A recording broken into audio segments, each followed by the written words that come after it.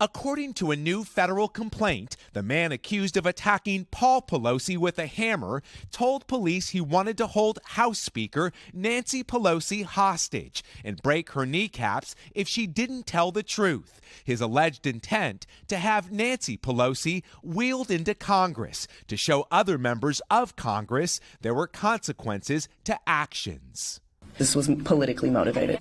According to the federal complaint, officers found white rope, a roll of tape, another hammer, rubber and cloth gloves, and a journal in David DePape's backpack. Zip ties were also found in the Pelosi residence. What I do know, him being at that house was intentional. With the 82-year-old still recovering from a fractured skull, the Speaker of the House says Paul is making steady progress on what will be a long recovery, as many have condemned the political rhetoric surrounding the attack, the DA warning of misinformation. I think the main hurdle right now, when we have so many people putting out misinformation, quite frankly, into the public. Online conspiracy theories have surfaced on the right about the attack, some pushed by prominent figures from Ted Cruz to Elon Musk to Donald Trump Jr. Overnight, Republican candidate for Arizona Governor Carrie Lake making light of the incident. Nancy Pelosi, well, she's got protection when she's in D.C. Apparently her house doesn't have a lot of protection.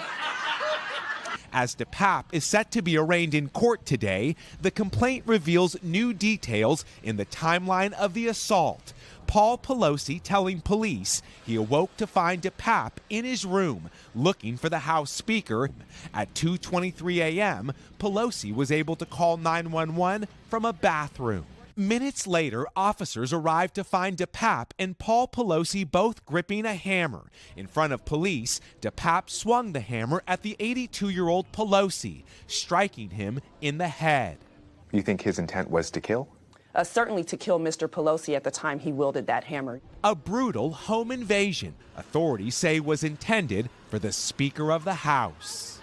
And if all that is not enough, Miguel, there are also notes in those documents that reveal that Nancy Pelosi may not have been the only intended target.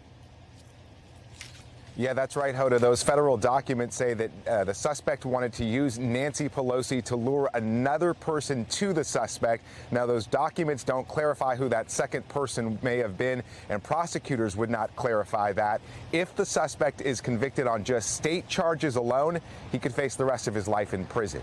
Hoda? All right, Miguel Almaguer for us. Miguel, thank you.